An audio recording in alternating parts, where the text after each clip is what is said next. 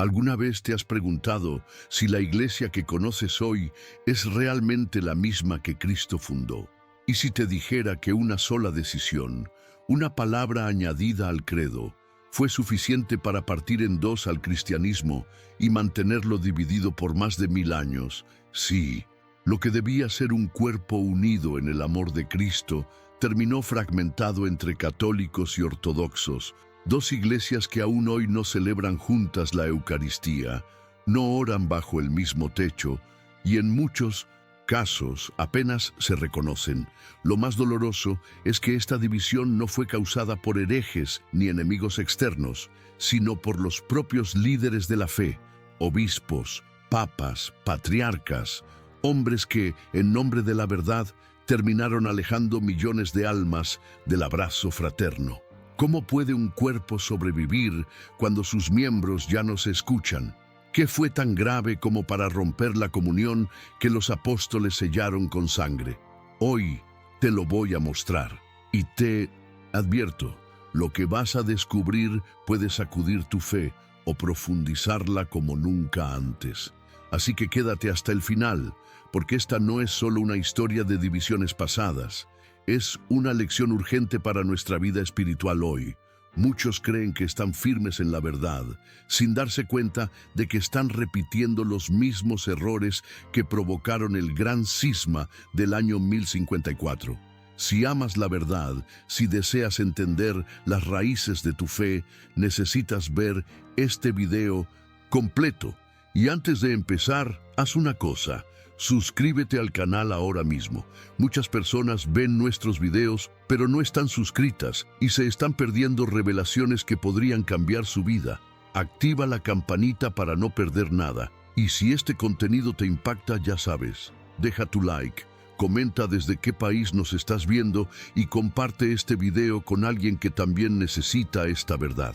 En los primeros siglos, después de la resurrección de Cristo, la Iglesia aún no tenía templos majestuosos ni jerarquías complejas.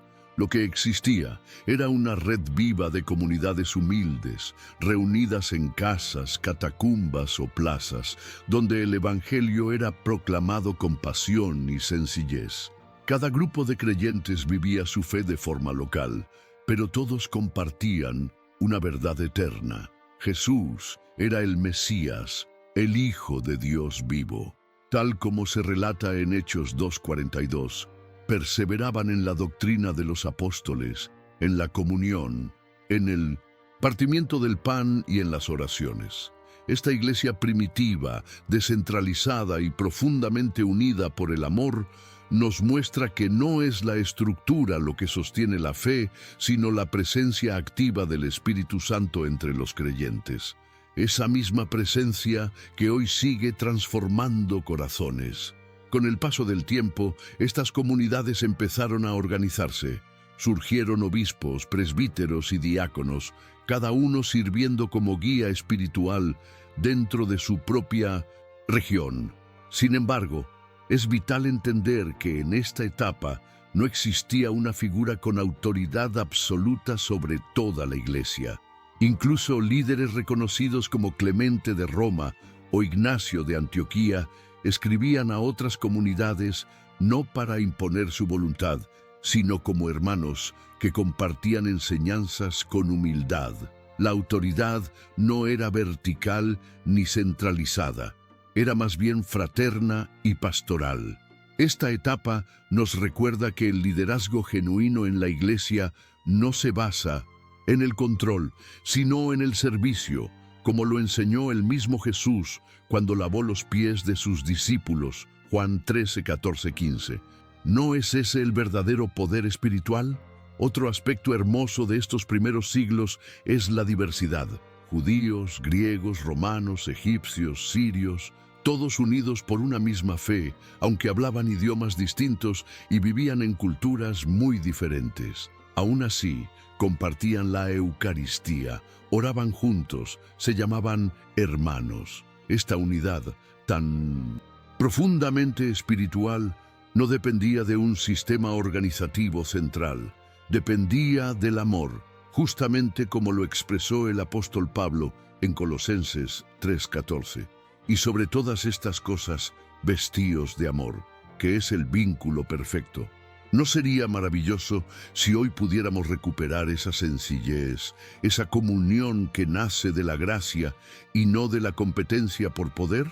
Sin embargo, como todo lo humano, también comenzaron a surgir desafíos. Las distancias geográficas, las diferencias culturales y la falta de comunicación generaban tensiones.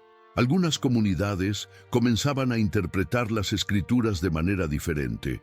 Otras enfrentaban herejías locales. Frente a esto, se hizo evidente la necesidad de orientación doctrinal común. Fue entonces cuando la Iglesia empezó a transitar de lo espiritual hacia lo institucional. Lo que antes era una red guiada por el Espíritu, poco a poco fue dando paso a estructuras más rígidas. Y esto no necesariamente era malo, pero sí peligroso si la organización reemplazaba la fe viva. Recordemos Gálatas 5:1. Cristo nos libertó para que vivamos en libertad. Por tanto, manteneos firmes y no os sometáis nuevamente al yugo de esclavitud. Por eso, al estudiar estos primeros siglos del cristianismo, no solo aprendemos historia, también recibimos una advertencia amorosa. No olvidemos nuestras raíces. La Iglesia nació como una familia espiritual, no como un imperio religioso. Su fuerza estaba en el amor, en la oración constante, en la fidelidad al Evangelio. Y quizás, al volver la mirada a ese origen humilde, podamos sanar muchas de las divisiones que vendrán en los siglos siguientes. Porque solo cuando recordamos de dónde venimos, podemos comprender hacia dónde nos desviamos. Y es ahí donde empieza el siguiente capítulo de esta historia. Durante casi 3 siglos, los cristianos vivieron bajo la sombra de la persecución. Ser discípulo de Cristo significaba muchas veces poner en riesgo la propia vida. Muchos fueron lanzados a los leones, otros crucificados y algunos quemados vivos. Sin embargo, la sangre de los mártires se convirtió en semilla de fe. En medio del dolor, la Iglesia crecía con fuerza, hasta que en un giro inesperado de la historia, el emperador Constantino, tras una visión que según él le fue dada por el cielo, decretó el fin de la persecución con el Edicto de Milán en el año 313.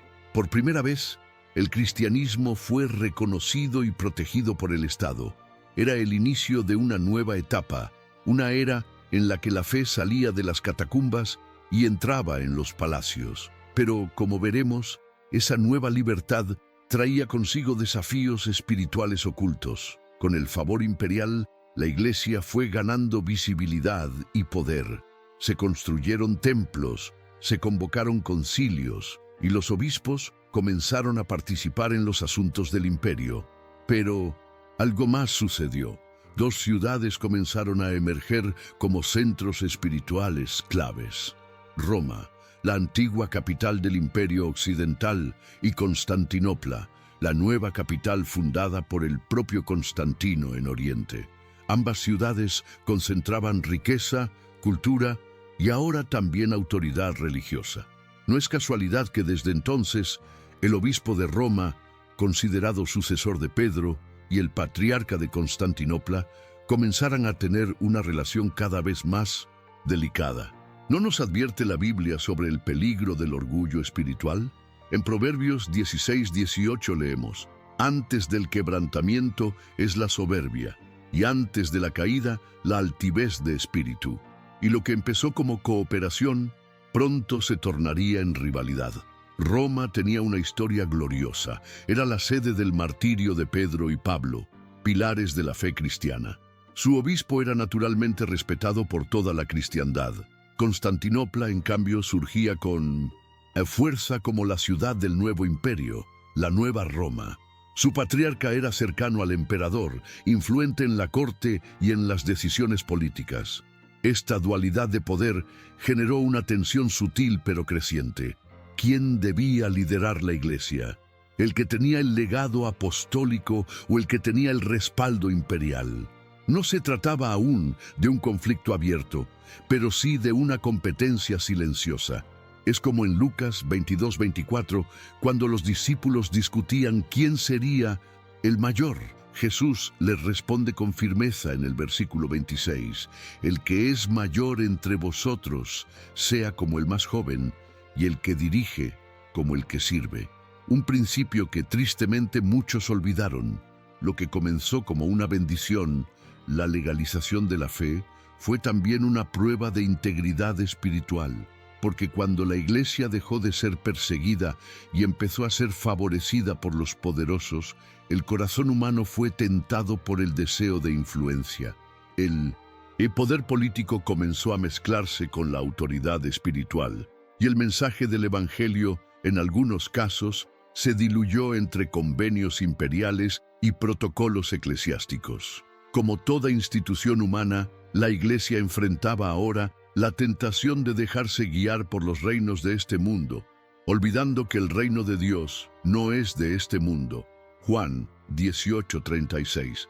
¿Cuántas veces hoy también cambiamos convicción por comodidad, verdad por aceptación? Es una pregunta que vale tanto ayer como hoy. Así, con Roma y Constantinopla desarrollándose como dos centros espirituales y políticos, la semilla de la división ya estaba sembrada. No había aún ruptura, pero sí dos visiones de iglesia que comenzaban a diferenciarse. Una centrada en la sucesión apostólica de Pedro y otra vinculada al poder del emperador y a una nueva forma de liderazgo más oriental. Este contexto prepara el escenario para entender por qué, en los siglos siguientes, las diferencias no solo crecerían, sino que se volverían irreconciliables. A medida que la Iglesia se expandía por el vasto mundo grecorromano, las diferencias culturales comenzaron a hacerse más evidentes. En Occidente, la lengua del día a día era el latín, el idioma de las leyes, de los ejércitos, de la lógica y la estructura. En Oriente, en cambio, el griego reinaba no solo como idioma oficial, sino como vehículo de filosofía, arte y contemplación. Este contraste no era simplemente lingüístico, sino también espiritual. El mundo latino tendía hacia una visión jurídica de la fe. Se buscaba definir con claridad qué era ortodoxo y qué era herético. En cambio, el pensamiento griego era más simbólico, más místico, abierto al misterio divino. Ambos amaban a Dios, sí, pero lo hacían desde prismas distintos. Y aunque esto no debería haber sido un obstáculo, poco a poco se convirtió en una barrera que separaba más que unía. Imagina por un momento a dos obispos, uno en Roma y otro en Antioquía, tratando de interpretar la misma carta apostólica, pero con marcos mentales tan diferentes que llegaban a conclusiones opuestas. A lo largo de los siglos, muchos líderes occidentales ya no sabían griego, y muchos orientales no comprendían el latín. Las cartas se traducían mal, los concilios se interpretaban con sospecha, y los prejuicios se multiplicaban. Esta incomprensión mutua nos recuerda el episodio de la Torre de Babel, Génesis 11, cuando Dios confundió las lenguas para dispersar a la humanidad. En aquel tiempo, la división fue castigo por el orgullo. Aquí, en cambio, parecía una prueba para la humildad de la Iglesia. ¿Serían capaces de mantenerse unidos a pesar de sus diferencias? Lamentablemente, la respuesta no siempre fue afirmativa. El latín era directo, legalista, estructurado. Las declaraciones doctrinales del Occidente eran precisas y sin ambigüedades. El griego, por otro lado, era rico en matices, capaz de expresar realidades espirituales con profundidad poética. Por ejemplo, mientras que en Occidente se intentaba definir con rigor la naturaleza exacta de la Trinidad, en Oriente se prefería vivir ese misterio desde la adoración y la contemplación, sin tanto énfasis en definir cada aspecto. Ninguna de estas posturas era incorrecta. De hecho, ambas eran necesarias. Pero el problema surgió cuando cada lado comenzó a pensar que su enfoque era el único correcto. ¿No sucede algo parecido hoy, cuando juzgamos a otros creyentes solo por no expresarse como nosotros? Pablo nos advierte en 1 Corintios 1:10, «Os ruego que habléis todos una misma cosa, y que no haya entre vosotros divisiones, sino que estéis perfectamente unidos en una misma mente y en un mismo parecer». Con el tiempo, lo que era una diferencia enriquecedora se convirtió en motivo de orgullo. Cada lado comenzó a mirar al otro con recelo, como si fuera inferior o menos espiritual. Roma veía a los orientales como demasiado filosóficos y vagos en sus definiciones. Constantinopla consideraba a los latinos como rígidos, insensibles al misterio divino. Y así, la unidad se fue erosionando no por herejías, sino por malentendidos, por no saber escuchar, por no querer comprender. Este tipo de conflicto no se resuelve con decretos ni con concilios, sino con humildad y amor. Con la decisión de ver al otro no como enemigo, sino como hermano. Una decisión que tristemente fue postergada por siglos. Así, lo que comenzó como un simple desfase idiomático se transformó en una verdadera barrera espiritual. Una barrera que impedía la comunión plena, que alimentaba sospechas y que preparaba el terreno para desacuerdos teológicos mucho más graves. Y es precisamente ahí, en medio de esta creciente distancia, donde aparece una sola palabra que encendería una de las llamas más intensas en la historia del cristianismo. Y con ella se abriría una herida que aún hoy no ha sanado del todo. En medio de todas las tensiones culturales y lingüísticas que ya existían entre Oriente y Occidente, surgió una palabra, solo una palabra, pero con un peso teológico y simbólico tan profundo que desencadenaría una de las controversias más importantes en la historia de la Iglesia. Esa palabra es filioque, que en latín significa «y del Hijo». A simple vista podría parecer una diferencia menor, pero para los padres de la Iglesia Oriental, esa pequeña adición al credo niceno-constantinopolitano representaba una alteración inaceptable de una verdad revelada. El credo original afirmaba que el Espíritu Santo procede del Padre. Roma, siglos después, añadió que procede del Padre y del Hijo. Y aunque esta afirmación tenía una intención doctrinal clara, defender la divinidad del Hijo frente a herejías arrianas, fue percibida por Oriente como una ruptura del consenso ecuménico.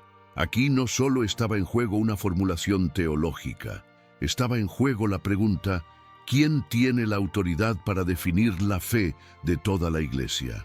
La inclusión del filioque no fue resultado de un concilio universal ni fruto de un acuerdo entre todas las iglesias. Fue una decisión unilateral adoptada por sectores del Occidente y luego oficialmente incorporada en la liturgia romana.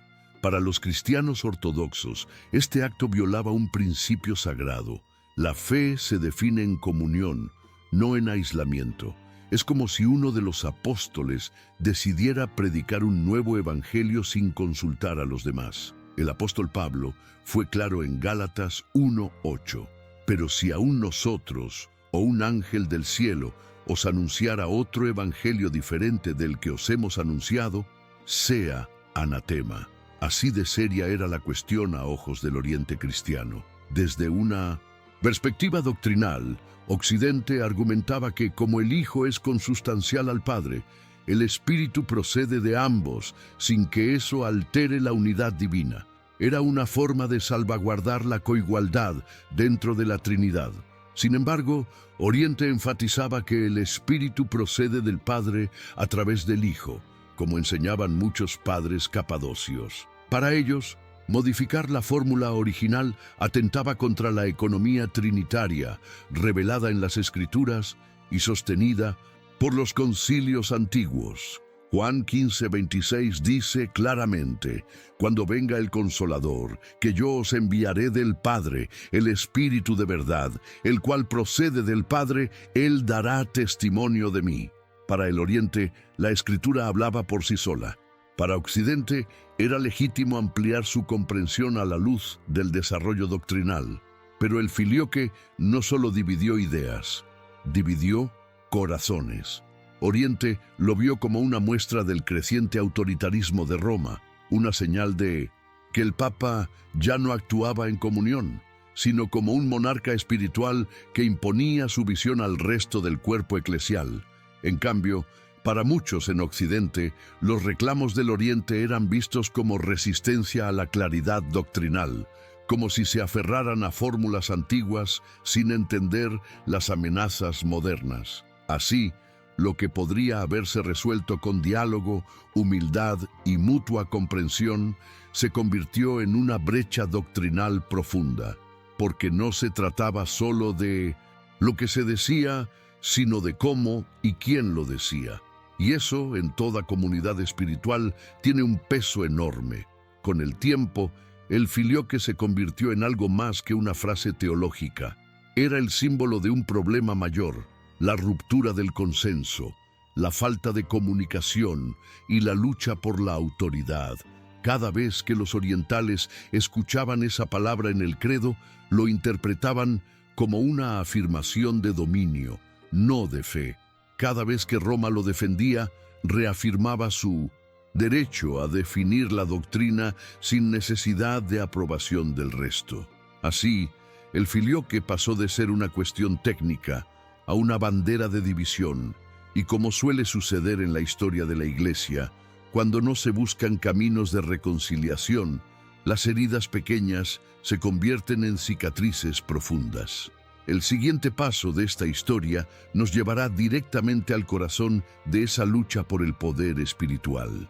Mientras Oriente y Occidente navegaban en aguas cada vez más agitadas por diferencias culturales, lingüísticas y teológicas, en Roma se consolidaba una figura que cambiaría profundamente la estructura y la percepción de la Iglesia: el Papa. Desde los primeros siglos, el obispo de Roma era altamente respetado, no solo por ser sucesor de Pedro, sino también por presidir la comunidad cristiana de la capital del imperio. No obstante, con el paso del tiempo, ese respeto se fue transformando en una afirmación de supremacía. Roma no solo quería ser consultada, sino obedecida, y eso fue precisamente lo que generó resistencia en Oriente. Jesús, al hablar con sus discípulos en Mateo 23:11, dijo: «El que es mayor de vosotros, sea vuestro siervo». Esta frase nos recuerda que el liderazgo en el reino de Dios no se impone con títulos, sino con humildad. En el mundo occidental, tras la caída del Imperio Romano, el Papa comenzó a asumir roles que iban más allá de lo espiritual. Con el vacío de poder civil, el obispo de Roma se convirtió en árbitro político, protector del pueblo y símbolo de estabilidad. La Iglesia, que en otros tiempos dependía del imperio, ahora se transformaba en una fuerza autónoma. Así nació la idea de una autoridad papal universal, un liderazgo que se veía como instituido por Cristo mismo, basado en el famoso pasaje de Mateo 16:18, donde Jesús dice a Pedro: «Tú eres Pedro, y sobre esta roca edificaré mi iglesia». Esta interpretación fortalecía el reclamo romano, pero no era compartida del mismo modo en Oriente, donde el Papa era visto como primus inter pares, el primero entre iguales. Desde Constantinopla y otras sedes orientales, la figura del Papa era reconocida con honor, pero no como soberano. Los patriarcas orientales funcionaban bajo un modelo colegiado, en el que cada uno tenía voz y autonomía. No aceptaban la idea de un obispo con jurisdicción sobre todos los demás. En su visión, el liderazgo eclesial debía reflejar la comunión de la Trinidad, unidad sin uniformidad, autoridad compartida. Esta diferencia de perspectiva no era un simple detalle administrativo, era una cuestión espiritual profunda. El cuerpo de Cristo debía ser gobernado como una monarquía o como una fraternidad. Pablo enseña en 1 Corintios 12:27, «Vosotros sois el cuerpo de Cristo y miembros cada uno en particular. Todos somos parte del cuerpo. Ninguno por sí solo es la cabeza.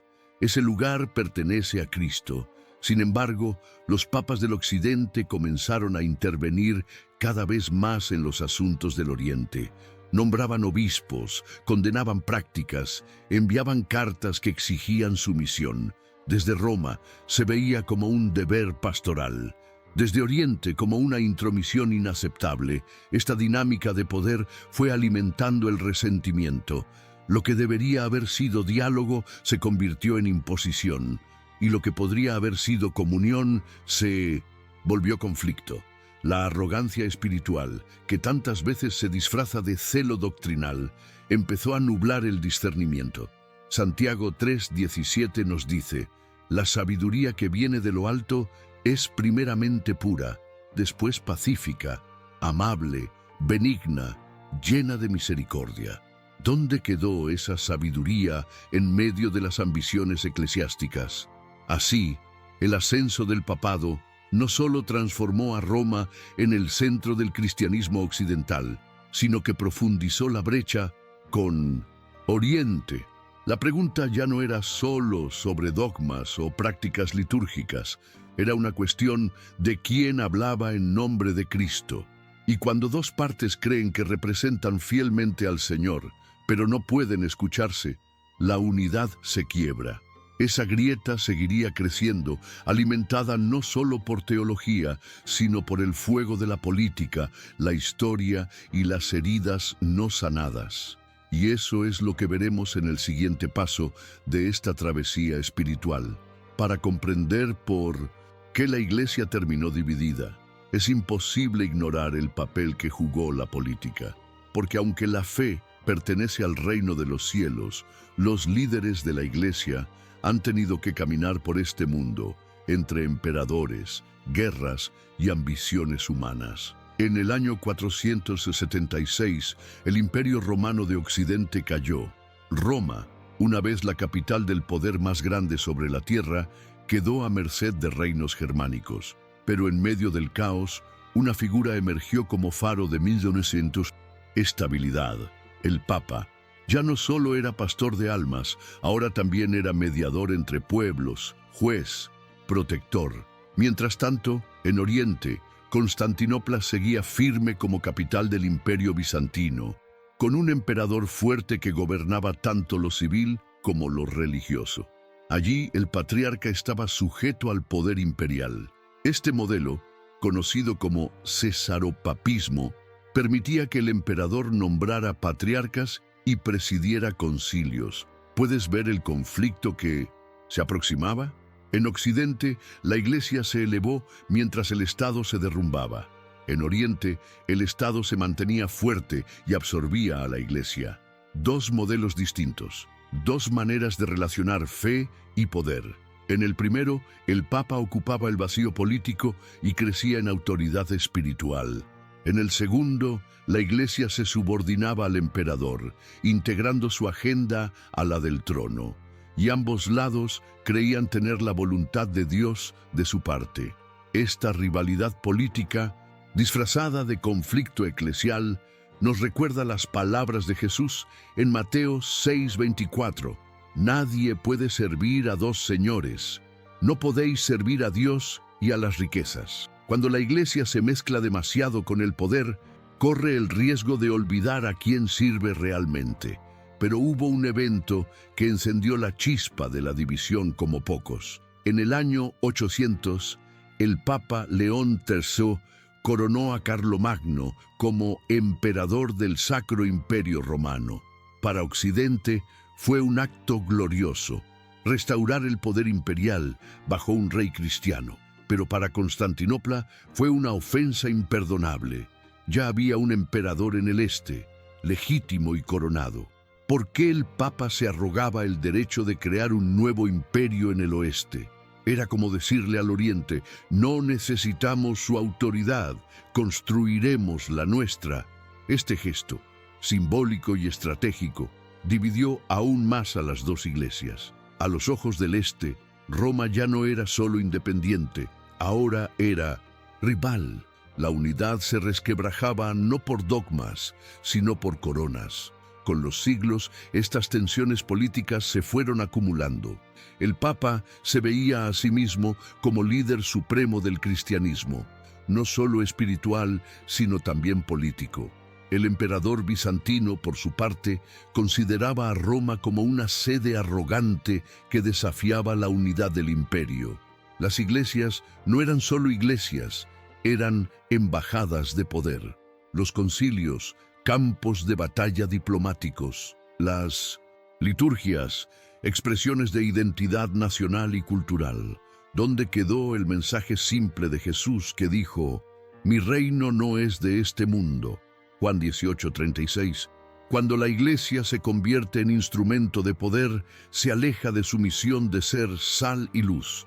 Así, la caída de Roma no solo marcó el fin de un imperio, sino el inicio de una nueva iglesia occidental, más fuerte políticamente, más centralizada, pero también más desconectada de su contraparte oriental. Mientras Constantinopla continuaba como una teocracia imperial, Roma caminaba hacia una monarquía espiritual independiente. El terreno estaba listo. La semilla del cisma, plantada hace siglos, ahora tenía raíces profundas, y el momento de la ruptura formal estaba por llegar.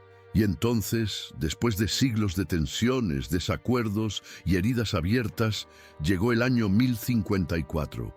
Fue en ese momento, en medio del calor de una disputa teológica y litúrgica, cuando lo invisible se volvió visible. Roma y Constantinopla, que durante tanto tiempo habían sostenido una relación tensa pero funcional, se enfrentaron cara a cara. El Papa León IX, convencido de su autoridad como líder supremo de la cristiandad, envió una delegación a Constantinopla. A la cabeza iba el cardenal Humberto de Silva Cándida, un hombre instruido, pero inflexible. Su misión era clara: exigir la sumisión del patriarca Miguel Cerulario, quien había cerrado iglesias latinas en la ciudad y criticado sus costumbres litúrgicas. Pero, como bien sabemos, cuando uno viene buscando imponer y no dialogar, el conflicto es casi inevitable. Proverbios 15:1 lo dice con sabiduría: la respuesta suave quita la ira, mas la palabra áspera hace subir el furor. Humberto no llegó con palabras suaves. Las reuniones fueron tensas, casi estériles. El patriarca Cerulario, firme defensor de la autonomía oriental, no aceptaba que Roma dictara prácticas litúrgicas ni que se considerara superior a las demás iglesias. Para él, el cristianismo debía regirse por la sinodalidad, por la colegialidad entre patriarcas, no por una monarquía papal. Humberto, en cambio, hablaba desde la convicción de que el Papa tenía poder absoluto sobre toda la Iglesia, basándose en la supuesta primacía de Pedro. Las dos posturas no se encontraron, ni siquiera se acercaron.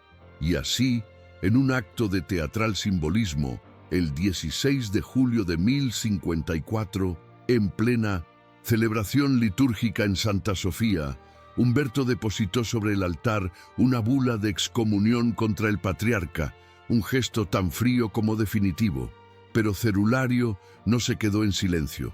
Pocos días después, en respuesta, excomulgó a los enviados papales. Así, excomunión respondió a excomunión. Y aunque en ese momento nadie pensó que estaban sellando un cisma permanente, los hechos hablaron más fuerte que las intenciones. La ruptura fue formalizada, aunque las raíces eran mucho más antiguas. Fue como un matrimonio largo y desgastado, en el que la separación no ocurrió de un día para otro, pero un día, finalmente, uno de los dos cierra la puerta y no vuelve. Y ese día llegó. No hubo reconciliación, solo silencio. La unidad visible de la Iglesia se rompía. El cuerpo de Cristo, en su expresión institucional, quedaba dividido en dos pulmones que ya no respiraban juntos. Es importante entender que no se trataba de una simple pelea entre hombres. Era el fruto de siglos, de diferencias no resueltas, de heridas no sanadas, de orgullo disfrazado de celo doctrinal. Por eso, más allá de los nombres y documentos, el cisma de 1054 nos deja una gran lección. La división espiritual nace donde falta el amor. Jesús lo dijo en Juan 13:35, «En esto conocerán todos que sois mis discípulos, si tuviereis amor los unos con los otros». No basta con tener razón teológica, no basta con conservar la tradición. Si no hay amor, lo que se construye no es reino, sino separación. Así, el gran cisma quedó sellado, no con espadas, sino con palabras, no con violencia física, sino con indiferencia espiritual. Y aunque en los años siguientes no hubo guerra abierta entre católicos y ortodoxos, el muro que se levantó entre ambas iglesias sería alto y duradero. Y eso es lo que descubriremos en el siguiente paso de esta jornada. ¿Qué consecuencias trajo esta ruptura para la fe cristiana? ¿Y cómo esas heridas aún laten hoy en el cuerpo de la iglesia? Después de aquel acto definitivo, en 1054, el silencio reemplazó al diálogo y la distancia reemplazó a la comunión. Lo más impactante de esta ruptura no fue un estallido de violencia, ni una guerra entre católicos y ortodoxos. Fue más bien una separación invisible pero real, una herida en el cuerpo de Cristo que no sangraba, pero dolía. La iglesia, que hasta entonces se pensaba una, santa, católica y apostólica, ahora estaba dividida, no por herejías formales, sino por desconfianza, orgullo y viejas diferencias no sanadas. Como el apóstol Pablo advirtió en 1 Corintios 1:13, ¿está dividido Cristo? Esa pregunta, lanzada siglos antes, resonaba ahora con dolorosa vigencia. Cristo no está dividido, pero sus seguidores sí, y eso tiene consecuencias espirituales profundas. Por siglos, ambas iglesias caminaron en paralelo, pero sin mirarse. El cristianismo se convirtió en dos mundos: el catolicismo romano, con sede en Roma y estructura jerárquica, y el cristianismo ortodoxo, con sede en Constantinopla, y un sistema sinodal de patriarcados autónomos. Roma fortaleció su autoridad papal, desarrolló teologías escolásticas y expandió su influencia a través de la Europa occidental. Oriente, por su parte, conservó una liturgia más mística, una teología más contemplativa y una estructura menos centralizada. Pero esta separación institucional también generó una desconexión espiritual. Las oraciones dejaron de incluir al otro. Las festividades se celebraban en calendarios distintos. La Eucaristía ya no era compartida. Y con el tiempo, cada generación fue heredando no solo la fe, sino también el prejuicio hacia el otro. La división también impactó la misión. Donde antes había un cristianismo unido proclamando el Evangelio al mundo, ahora había dos versiones que rara vez colaboraban. En tiempos de cruzadas, los latinos llegaron incluso a saquear Constantinopla en 1204 durante la Cuarta Cruzada, dejando una cicatriz profunda que aún se recuerda con amargura en Oriente. No se trataba solo de un desacuerdo doctrinal, se convirtió en una desconfianza cultural y política que contaminó incluso los actos más santos. ¿Y cómo reaccionó el mundo?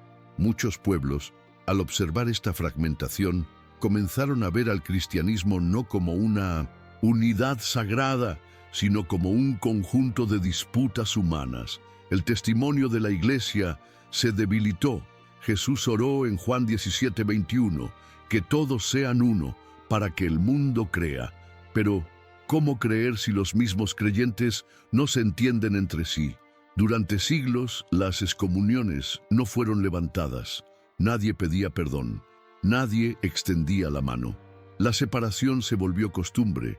No fue hasta el año 1965 que, en un gesto histórico, el Papa Pablo VI y el patriarca Atenágoras se encontraron en Jerusalén y revocaron mutuamente las excomuniones del siglo XI. Fue un acto simbólico, sí, pero poderoso. Por fin, Después de 900 años, se escucharon palabras de reconciliación. Sin embargo, para entonces la división ya estaba arraigada en la historia, en la liturgia, en las identidades nacionales. Lo que comenzó como una decisión entre líderes se había convertido en parte del ADN de millones de creyentes. La herida ya no era solo doctrinal, era existencial.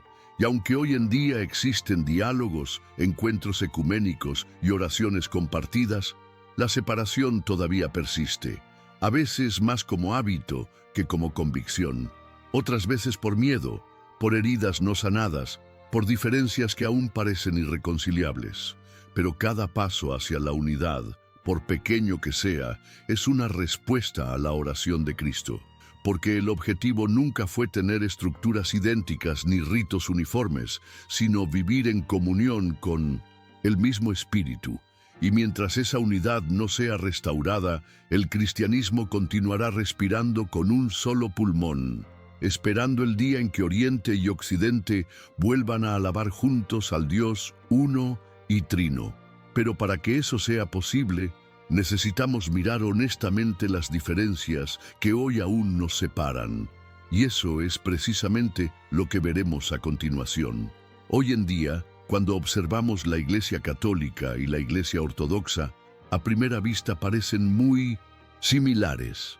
Ambas conservan los 7 sacramentos, creen en la Trinidad, veneran a los mismos apóstoles y respetan los primeros concilios ecuménicos. Pero si miramos con atención, con el corazón abierto y la mente guiada por el Espíritu, notamos que las diferencias que nacieron hace siglos no solo siguen presentes, sino que se han convertido en pilares que definen la identidad de cada una. Y no se trata solo de tradición, sino de interpretación espiritual, porque incluso cuando dos personas miran el mismo evangelio, pueden percibir diferentes reflejos de la gloria de Dios. Como dice 1 Corintios 13:12, ahora vemos por espejo oscuramente. Las diferencias no son necesariamente errores. A veces son caminos distintos hacia una misma verdad.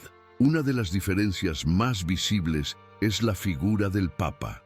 Para los católicos, el obispo de Roma es el sucesor de Pedro, con autoridad suprema sobre toda la Iglesia. Su palabra, cuando habla ex cátedra en asuntos de fe y moral, es considerada infalible. En cambio, para los ortodoxos, el Papa es respetado como un patriarca importante, pero no posee jurisdicción universal. Él es el primero entre iguales, no un monarca espiritual. Esta divergencia no es solo organizativa, refleja una visión distinta del poder espiritual. Para Roma, la unidad se garantiza mediante la obediencia a una cabeza visible. Para Oriente, la unidad nace de la fidelidad, compartida a la fe apostólica, sin necesidad de una figura central. ¿Y no nos recuerda eso las palabras de Jesús en Marcos 10:43? El que quiera hacerse grande entre vosotros será vuestro servidor. El verdadero liderazgo en la Iglesia se mide por el servicio, no por la posición. Otra diferencia crucial sigue siendo el famoso filioque, mientras que los católicos lo incluyen en el credo, afirmando que el Espíritu Santo procede del Padre y del Hijo. Los ortodoxos mantienen la fórmula original, sin esa adición. Para ellos, esta modificación no solo fue hecha sin consenso, sino que altera la teología trinitaria. Y aunque en algunos diálogos recientes se ha intentado explicar que ambas expresiones pueden ser compatibles, la herida simbólica permanece. Es una herida que representa más que una frase. Habla de siglos de imposiciones y silencios. A veces, el camino hacia la reconciliación no está en probar que uno tiene razón, sino en sentarse juntos, abrir las Escrituras, orar y dejar que el Espíritu Santo nos conduzca. Porque como dice Juan 16:13, cuando venga el Espíritu de verdad, Él os guiará a toda la verdad. También hay diferencias litúrgicas profundas. La misa católica romana, más sobria y estructurada, se enfoca en la claridad de las palabras, la catequesis y el misterio sacramental de forma ordenada. La liturgia bizantina, por el contrario, es una experiencia sensorial. Incienso, iconos, cánticos largos, gestos solemnes. Es una celebración que busca elevar el alma al cielo, una representación mística del reino eterno. Ninguna de las dos es superior. Ambas reflejan una forma de amar a Dios, con la razón y con el alma, con la estructura o con la poesía. En Romanos 12:1, Pablo nos llama a ofrecer nuestros cuerpos como sacrificio vivo, santo, agradable a Dios, que es nuestro culto racional.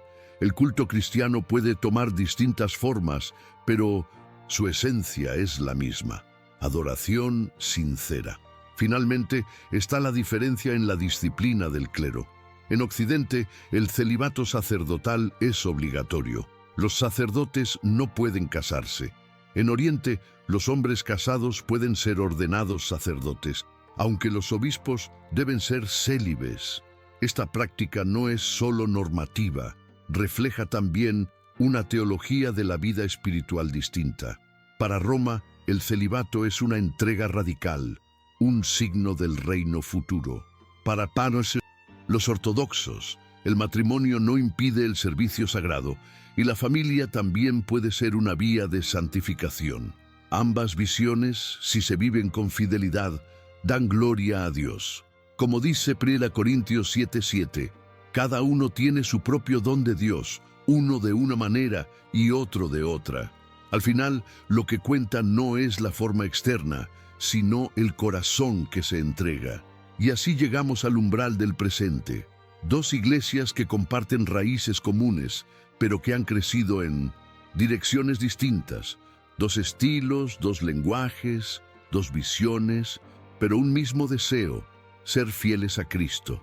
¿Podrán algún día caminar de nuevo juntos? La historia aún se está escribiendo, y en la próxima parte miraremos con profundidad esa herida, no para juzgar, sino para comprender, porque allí, en la verdad y en la humildad, es donde comienza toda verdadera reconciliación.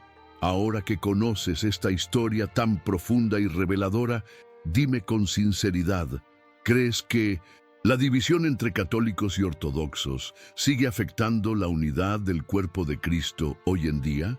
¿Sientes que estas diferencias nos alejan o que aún hay esperanza de reconciliación? Tu voz es importante.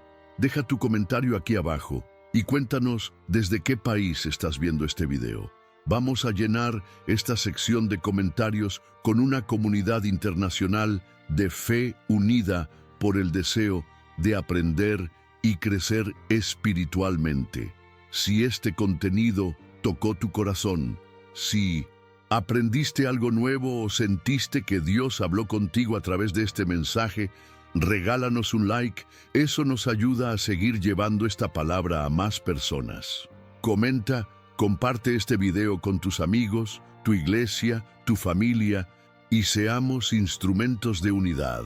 Suscríbete al canal si aún no lo hiciste, porque muchos ven nuestros contenidos, pero aún no están suscritos. No seas uno más de ellos. Al suscribirte y activar la campanita, te aseguras de recibir cada nuevo video que compartimos aquí, lleno de verdad, historia y fe.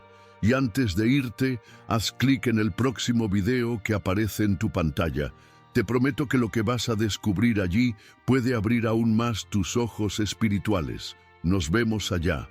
Que Dios te bendiga poderosamente.